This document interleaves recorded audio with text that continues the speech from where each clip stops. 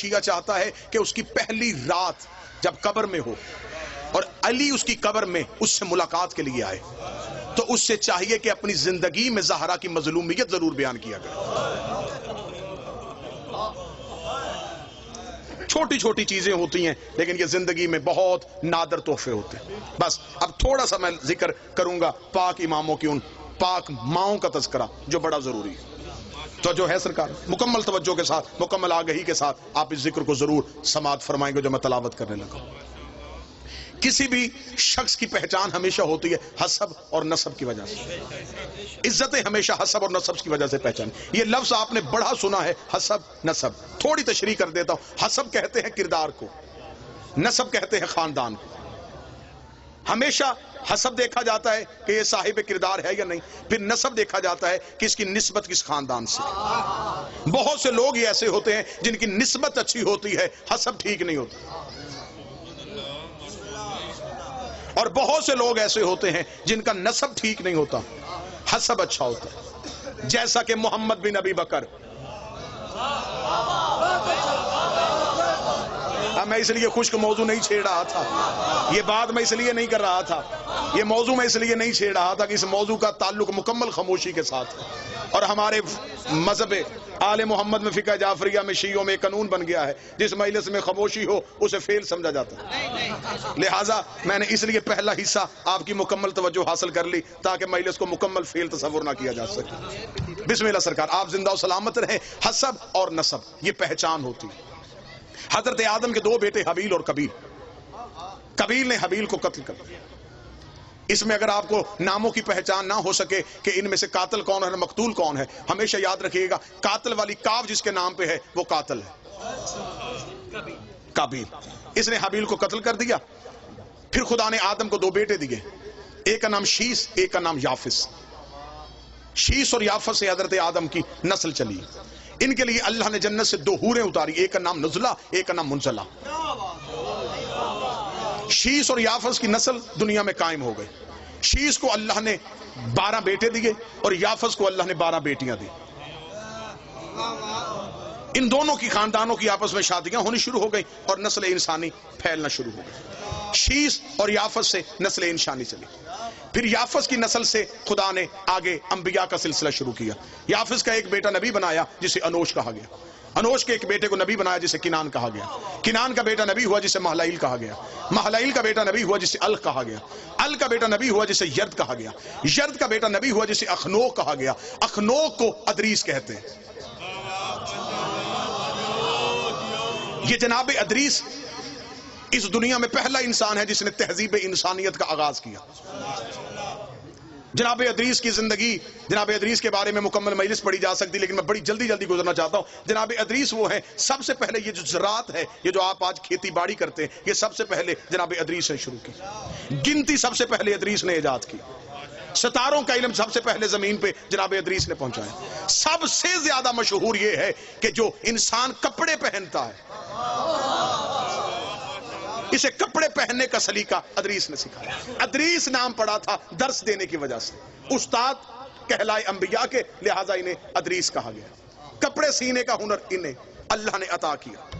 پھر جب انہیں کپڑے سینے کا طریقہ آ گیا، خدا نے کہا تجھے کپڑے سینے کا طریقہ آ گیا ہے، اب میں تجھے جنت میں بٹھا لیتا ہوں کیونکہ مجھے جنت کے مالکوں کا لباس چاہیے۔ جناب ادریس کو خدا نے، اور جناب ادریس وہ اللہ کا نبی ہے جو زندہ ہے اور جنت میں ہے۔ عیسیٰ زندہ ہے لیکن جنت میں نہیں، عیسیٰ چوتھے آسمان پہ، ادریس زندہ ہے لیکن جنت میں، اس لیے یہ کام پہلے کر چکا ہے جس کے بعد جنت میں جانا تھا۔ یہ وہ کپڑے سی چکا ہے۔ عیسیٰ کا بھی کام باقی ہے کیونکہ 12ویں کا بھی ظہور نہیں ہوا۔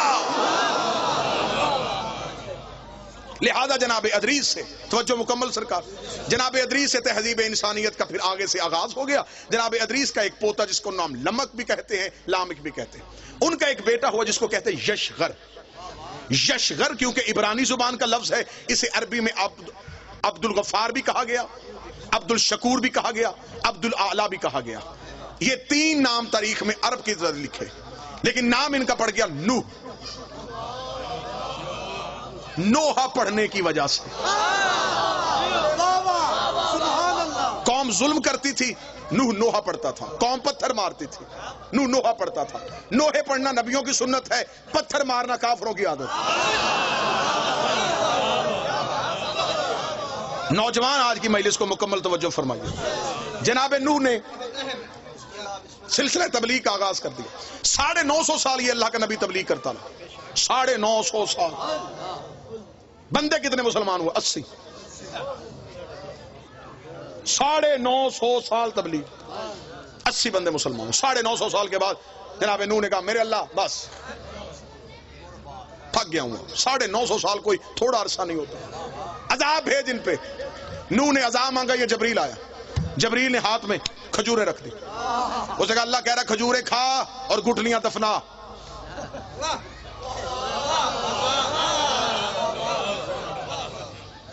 اب دیکھیں حد ہو گئی. اب مانگا اس نے، عذاب تھا. کھجوریں گئی. نوح نے کہا میں 950 سال کے بعد اگر مانگا ہی مانگا تو اس نے کھجوریں کیوں بھیج دی؟ جبریل نے کہا خدا کہہ رہا ہے کہ کھجوریں کھا اور اس کی گٹلیاں زمین میں دفنا. ان سے کھجور کا درخت پیدا ہوگا. جب وہ کھجور کا درخت پیدا ہو جائے اس کھجور کے درخت کے لکڑیاں اتارنا، اس لکڑی کے پھٹے بنانا، ان پھٹوں سے پھر ایک کشتی بنانا. نوح نے کہا کہ کیونکہ جو زمیندار بندے بیٹھے یہ میری اس بات کو ضرور یقیناً اس پہ دلیل دیں گے. کھجور وہ درخت ہے جو دیر سے جوان ہوتا. بیری کہتا، سفیدہ کہتا، کوئی اور درخت کہتا. خدا نے کہا کھجور سے بنا. نوح نے کہا کھجور کب جوان ہوگی، کب لکڑیاں اتاروں؟ میں کسی اور درخت کی لکڑیاں اٹھا لوں؟ لفظ سننا، لفظ. میں کسی اور درخت کی لکڑی اٹھا کے اس سے بناؤں؟ جبریل نے کہا تجھے نہیں پتا سفینہ بننا ہے نجات کا. نجات کے سفینے کو یہاں کی لکڑی لگ ہی نہیں سکتی. کون شیعہ ہے جسے نبی کی حدیث نے یاد؟ نبی نے کہا میری اہل بیت کی مثال سفینہ نوح کی ہے. اگر نوح کی کشتی کو یہاں کی لکڑی نہیں لگتی تو اہل بیت میں کوئی گناہگار کیسے آ سکتا؟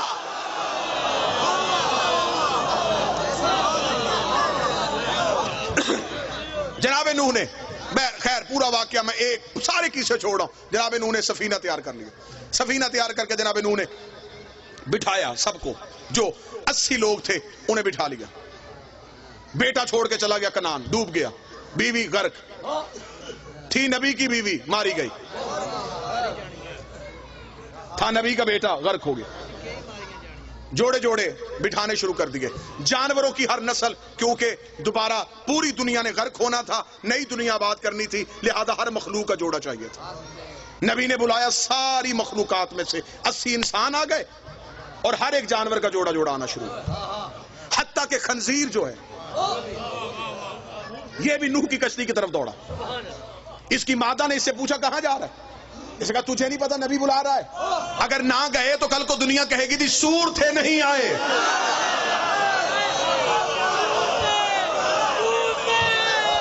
کوئی بندہ تو ہوگا جو صدر کی قدر کرے گا.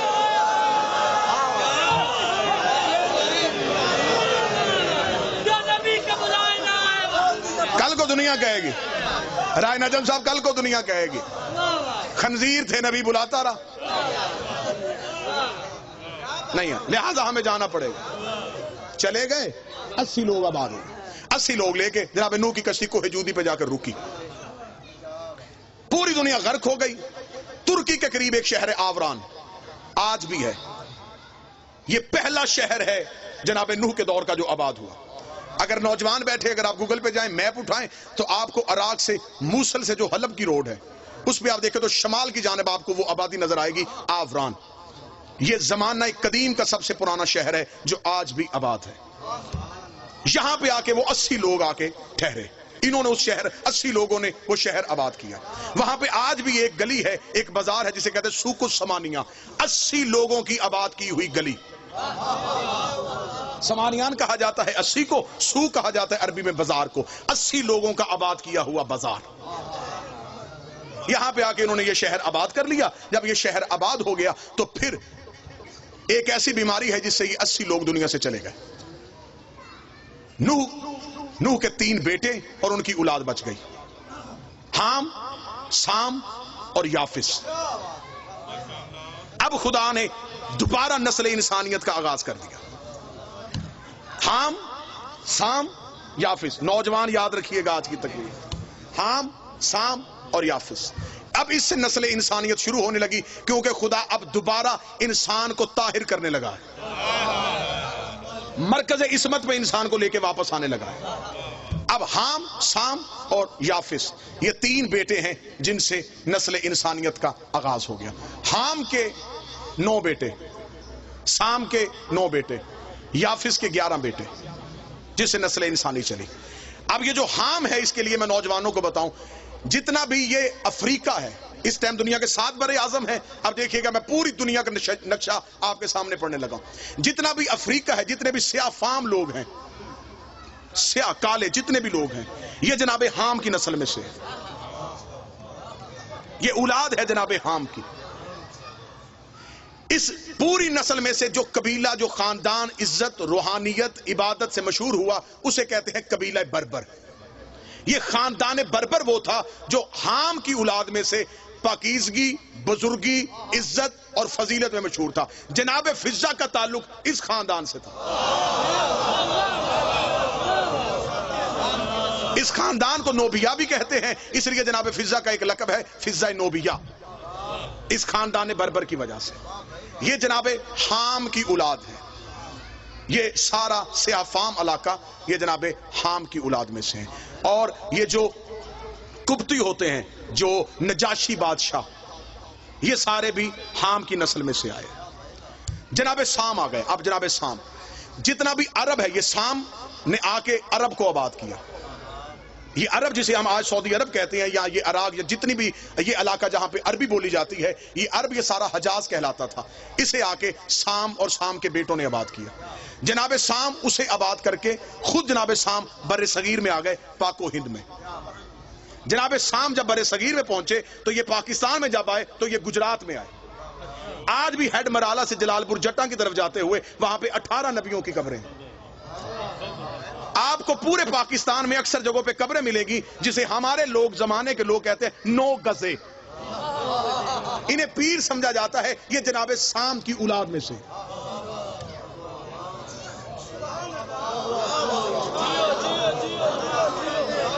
بلکہ تاریخ کہتی ہے کہ خود جناب سام کی قبر بھی جو ہے وہ گجرات میں.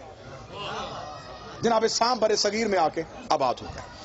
اب جناب سام کی 2 طرح کی نسلیں چلی. ایک نے عرب آباد کیا، ایک نے یہ ہندوستان کو آباد کیا. سب سے زیادہ ان تینوں نسلوں میں سے جو سب سے زیادہ نبی آئے وہ جناب سام کی نسل میں سے آئے. کم از کم تاریخ نے تعداد لکھی ہے 4000 نبی جناب سام کی نسل میں سے. ہمارے رسول کا تعلق جناب سام کی نسل میں سے. جناب سام، اب آپ کو ذہن میں بڑا کوشش کر رہا ہوں، بڑا خوبصورت کر کے آپ کے سامنے بیان کروں. جناب حام کی نسل کالے، قبیلہ مشہور بربر. جناب سام کی نسل عرب اور ہندوستان کے لوگ. قبیلہ جو مشہور ہوا وہ قریش، با عزت، با عظمت، با کردار، عبادت، تقوی، پرہیزگاری کی بنیاد پہ جو سب سے افضل ہے وہ جناب سام کی نسل میں سے یہ سلسلہ قریش چلا، جس میں سے سارے انبیاء آئے. بور تو نہیں ہو گئے آپ اس بات میں؟ اس سے آگے جناب یافس، بسم اللہ سرکار. اس سے آگے جناب یافس. جناب یافس نے آ کے جتنا بھی ہمارا یورپ ہے، آذربائیجان، ترکمانستان، اٹلی، یورپ، اس سارے کو آ کے جناب یافس کے بیٹوں نے آباد کیا. یہاں پہ سلسلہ چلا جناب یافس کا. جتنے بھی کیسر تھے، ایک بات ہمیشہ یاد رکھیے گا، اکثر ہمارے لوگ ایک بہت بڑی غلط فہمی میں ہیں، اور 98% لوگ اس غلط فہمی میں. وہ سمجھتے ہیں کہ فرعون نام تھا. وہ یہ سمجھتے ہیں کہ کیسر نام ہوتا ہے، کسرا نام ہوتا ہے. نہیں، جتنے بھی مصر کے بادشاہ ہوتے تھے ان سب کو فرعون کہا جاتا تھا. جتنے روم کے بادشاہ ہوتے تھے ان سب کو کیسر کہا جاتا تھا. جتنے ایران کے بادشاہ ہوتے تھے ان سب کو کسرا کہا جاتا تھا. اور جتنے عرب کے بادشاہ ہوتے تھے انہیں سردار کہا جاتا تھا.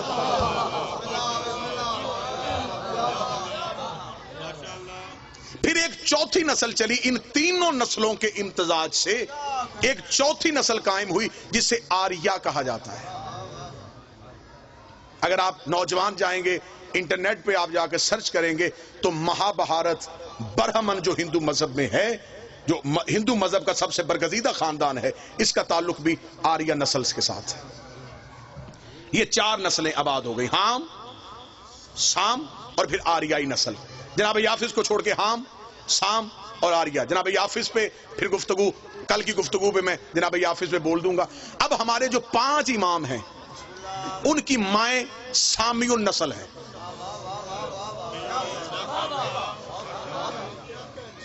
پیر ایسا ہونا چاہیے جس کی ماں کا بھی شجرہ پڑھو تو شرمندگی نہ ہو۔ امام ہونا ایسا چاہیے، مائیں بھی پاک ہوں، باپ بھی پاک ہوں۔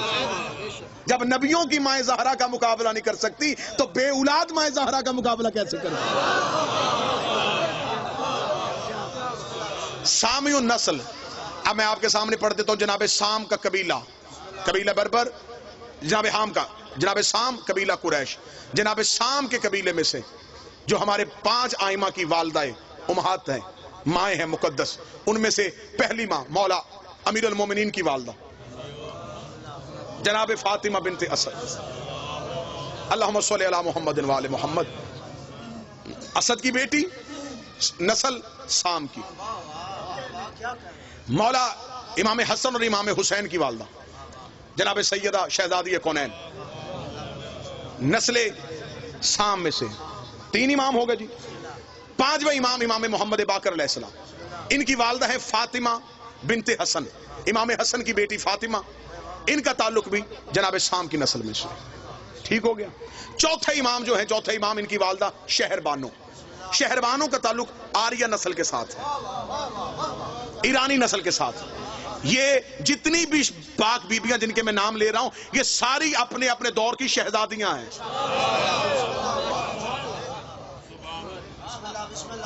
5 امام جن کی مائیں سامی النسل میں سے ہیں، 3 امام وہ ہیں جن کی مائیں حامی النسل میں سے ہیں۔ جناب امام موسیٰ کاظم علیہ السلام، اللہم صلی علی محمد و آل محمد، ان کی والدہ حمیدہ خاتون۔ امام محمد تقی ان کی والدہ سمانہ خاتون، امام علی نقی ان کی والدہ سبیکہ خاتون۔ یہ 3 مائیں وہ ہیں جن کا تعلق جو ہے وہ حامی النسل کے ساتھ ہے۔ پھر آگے 3 مائیں ہیں جن کا تعلق آریائی نسل کے ساتھ ہے۔ جناب شہر بانو، امام زین العابدین کی والدہ، امام حسن عسکری کی والدہ حدیثہ خاتون، ان کا تعلق بھی آریائی نسل کے ساتھ ہے۔ جناب شہر بانو نشیروان عادل، اس کا بیٹا کبھی تھا، اس کا بیٹا پھر آگے جا کے خسرو پرویز کا بیٹا یزگرد کی بیٹی ہے جناب شہر بانو۔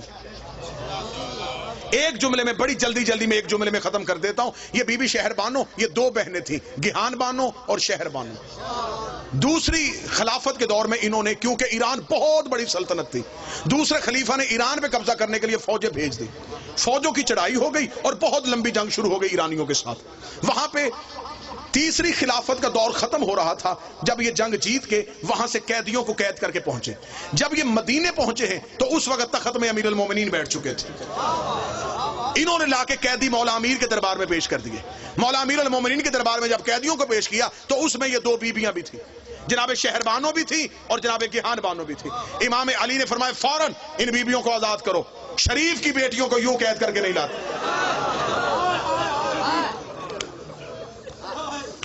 امام نے دونوں شہزادیوں کی رسیاں کھلوائیں، کھلوانے کے بعد امیر المومنین نے بھی یہ جملہ کہا تھا، یہ آواز قدرت آئی، اے علی ہم نے شہر بانو کا نکاح حسین کے ساتھ پڑھ دیا۔ آنکھیں برس پڑی۔ انشاءاللہ یہیں سے گفتگو کا تسلسل آگے لے کے چلیں گے۔ اب 4 جملے میں مصیبت کے ضرور پڑھ دو۔ علی نے فرمایا کھول دو اس کی رسیاں۔ علی کے دربار میں 2 بیٹیاں آئیں، ایران کے بادشاہ کی۔ اللہ نے کہا ان کی رسیاں کھولو، اور جملے ہیں تاریخ میں، اللہ نے فرمایا شریف کی بیٹیوں کو یوں درباروں میں نہیں لاتے۔ یہ جملہ کہنے کے بعد علی تخت سے نیچے اترے اور حجرے میں جا کے چیخے مار کے روئے۔ علی کے ایک نوکر نے جا کے کہا یا علی آپ نے حکم دیا تھا، رسیاں کھل گئیں۔ فرمایا ایران کے بادشاہ کی بیٹیاں آئی ہیں اور دربار میں حیا ہو گیا، علی کی بیٹیاں شرابی کے دربار میں رسیاں پہن کے کھڑی رہیں۔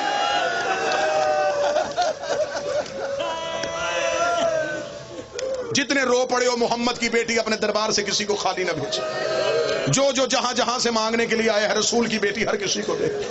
میرے مالک میرے بھائی مرزا ندیم کے بیٹے کو زندگی عطا فرمائے. احسان رضوی صاحب فیصل آباد سے میرے مالک تمام کو سوائے غم مظلوم کربلا کے کوئی غم نہ دیکھے. میرا مالک میاں ذیشان ان کے جتنے مرحومین ہیں پہلی پرسے میں دعا مانگ رہا ہوں. میرا مالک تمام کو جوار معصومین میں جگہ عطا فرمائے. اس خاندان کو عزاداری کی وجہ سے ہمیشہ عزتوں سے نوازے. شہزادی زہرا کی ایک لفظ میں یہاں پہ ضرور کہوں گا.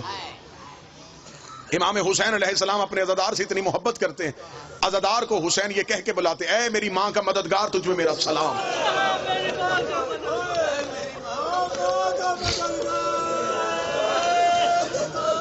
آپ کے سامنے ذاکرین پڑھتے ہیں کہ رسول کی بیٹی کا پہلو سے ہاتھ نہیں اٹھا. نبی کی بیٹی اپنے دائیں ہاتھ سے تسبیح نہیں پڑھ سکی. زخم اتنا گہرا تھا بی بی پہلو سے ہاتھ نہیں اٹھاتی. انگلیاں شہید ہو چکی تھی, بی بی تسبیح نہیں کر سکتی تھی. اور ہمیشہ یہ دنیا کا دستور ہے, فطرت ہے, ایک جگہ پہ زخم ہو دوسری پہ اللہ نہ کرے اس سے بڑا زخم آ جائے, پچھلا زخم بھول جاتا ہے, اگلے زخم پہ ہاتھ آ جاتا ہے. آپ کے سامنے میں نے یہ لفظ پڑھا, اب میں دیکھوں گا کون بندہ ہے جو کہلواتا بھی شیعہ ہے اور پھر وہ جملہ برداشت کرے گا. ساری زندگی حسین کی ماں نہ پہلو سے ہاتھ اٹھا سکی نہ دائیں ہاتھ سے تسبیح کر سکی, لیکن کچھ وقت ایسے آئے ہیں زہرا کا ہاتھ بھی اٹھ گیا ہے, زہرا کا دائیں ہاتھ بھی اٹھ گیا ہے. جب حسین نے اکبر کی لاش اٹھانا چاہی زہرا کا ہاتھ پہلو سے اٹھا. جب حسین نے قاسم کی لاش چنی زہرا کا پہلو سے ہاتھ اٹھا. جب حسین نے اصغر کی گردن سے تیر کھینچا زہرا کا پہلو سے ہاتھ اٹھ گیا. بی بی کی آواز آئی, حسین مجھے اپنے زخم بھول گئے, بھول گئے حسین مجھے پہلو کے زخم. کہاں کہاں نہیں روئی محمد کی بیٹی. ہم سارے شیعہ ہر نماز میں دعا مانگتے ہیں 12واں آ جائے, 12واں آ جائے. مجھے بی بی کی عزت کی قسم ہے تم سب جتنا انتظار کر رہے ہو کئی گنا زیادہ انتظار کر رہی ہے محمد کی بیٹی. ہر روز جنت البقیع سے منہ آسمان کی طرف کرتی ہے, رو کے کہتی ہے کب آئے گا میرا مہدی, کب ان ٹوٹی ہوئی قبروں کا حساب لے گا. تیری ماں تیرا انتظار کر رہی, سید بیٹھے ہو مجھے جملہ معاف کر دے, جب آئے گا میرا 12واں. بی بی اپنے بیٹے کی عدالت میں آئے گی, روکے گی مہدی میں دنیا کی کسی عدالت میں نہیں گئی, میں تیری عدالت میں آئی ہوں, مجھے میری پسلیوں کا حساب لے کے دے, مجھے میرے پہلو کا حساب لے کے دے. یہ جملہ کہنے کے بعد بی بی ایک گٹھڑی 12ویں امام کے حوالے کرے گی, امام کے ہاتھوں میں گٹھڑی آئے گی, 12واں تخت سے گر کے بے ہوش ہو جائے گا. اب پوچھو اس گٹھڑی میں کیا ہے, محمد کی بیٹی کے دروازے کی جلی ہوئی لکڑیاں ہوگی. بی بی کہے گی مہدی انہیں سونگ, ان سے محسن کے خون کی خوشبو آ رہی. جیسے ساری زندگی رباب اصغر کا کرتا سنبھالتی رہی,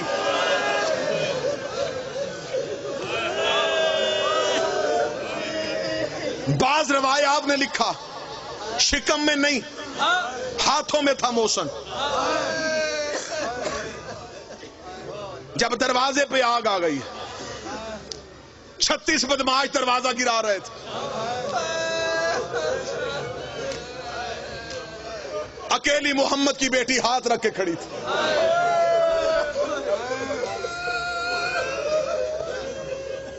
باہر سے کسی نے کہا دروازہ کھول ورنہ ہم آگ لگائیں گے. بی بی نے کہا یہ وہ دروازہ ہے جہاں محمد رکتا ہے جبریل جھکتا ہے, خبردار دروازے کو آگ لگانے کا نہ کہنا. باہر سے کسی کی آواز ہے علی کو بھیج ہم بیعت لینا چاہتے ہیں. اب میں یہاں پہ جملہ کروں گا, میاں ذیشان صاحب ماتمی عزادار ہیں, زوار بیٹھے, مجھے حسین کی عزت کی قسم, دنیا علی قتل کرنے آئی تھی, زہرا درمیان میں کھڑی ہو گئی.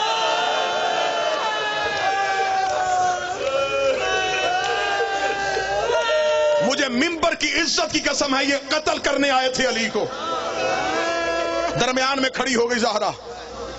ولایت کا تحفظ کیا علی کی, حسین کی ماں یوں سامنے کھڑی ہے, 36 دروازہ گرا رہے, اکیلی محمد کی بیٹی دروازے پہ ہاتھ رکھ کے کھڑی ہے. اب میں بار بار رک رہا ہوں اس لیے کہ مجھے ڈر لگ رہا ہے کہ میں بی بی کے نوری محل کے سامنے کھڑا ہوں. مجھے جملہ معاف کر دینا. جب زہرا کا کوئی اپنی طاقت نہ رہی, بی بی کا دایاں ہاتھ دروازے پہ تھا, ایک کمینے نے آنکھ کا اشارہ کیا, کنفس بے غیرت نے تازیانہ نکالا, اس نے محمد کی بیٹی کے بازو پہ تازیانہ مارا. اسے کہا زہرا دروازہ چھوڑ, زہرا دروازہ چھوڑ, کوئی سید ہو مجھے معاف کر دینا. بی بی کا پہلو دروازہ گرنے کی وجہ سے زخمی نہیں ہوا, دروازہ گرنے سے محمد کی بیٹی کے پہلو پہ لوہے کی میخ لگی. پسلیاں شہید دروازہ گرنے سے نہیں ہوئی, بی بی دروازے کے نیچے تھی. لوگ شہر میں چلے.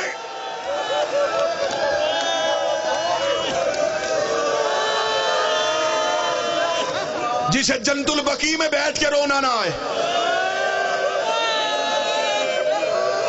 میں وہ جملہ پڑھ ہی نہیں سکتا, میں وہ جملہ نہیں پڑھوں گا جو کتاب میں ہے. کیسے گزرے یہ صحن میں داخل ہو گئے. میں بی بی کے روزے کی طرف دونوں ہاتھ کر کے سیدوں سے معافی مانگ کے کہتا ہوں, صرف انہوں نے دروازہ نہیں گرایا, انہوں نے محمد کی بیٹی کی دیواریں گرا دی, انہوں نے محمد کی بیٹی کی گھر کی چھت گرا دی. جب زہرا کے گھر کی چھت گری, بی بی نے تطہیر والی چادر کھولی, کبھی زینب کو سنبھالے, کبھی کلثوم کو سنبھالے, کبھی حسن کو سنبھالے. بی بی نے چادر کے نیچے بچوں کو لیا, آواز کا زینب جیسے آج میں نے تمہیں سنبھالا شام غریبا, جب خیمے کو آگ لگ جائے میرے حسین کے یتیم کربلا کے صحرا سے ایسے اکٹھے کرنا جیسے آج ماں. الا لعنت اللہ علی القوم الظالمین وسیعلم الذین ظلموا.